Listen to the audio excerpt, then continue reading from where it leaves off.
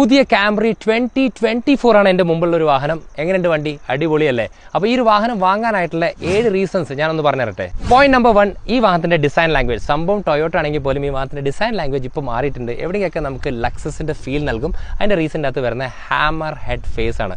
എങ്ങനെ, ഇഷ്ടപ്പെട്ടില്ലേ? എന്തൊക്കെയായാലും സെന്തിലെ വണ്ടി ടൊയോട്ടയല്ലേ, ഫീച്ചേഴ്സും അതുപോലെ തന്നെ ടെക്നോളജി ഒന്നും ഇതിനകത്ത് വരില്ല എന്നൊക്കെ വിചാരിച്ചിരിക്കുകയാണെങ്കിൽ ഞാൻ പറയാം, ഇന്ന് വാങ്ങാൻ പറ്റുന്ന ഒരു ജർമ്മൻ വാഹനത്തിനകത്ത് കിട്ടുന്ന എല്ലാ ടെക്നോളജിയും ഫീച്ചേഴ്സ് ഉണ്ട്, ഇൻക്ലൂഡിംഗ് ടൊയോട്ട സേഫ്റ്റി സെൻസ് 3.0.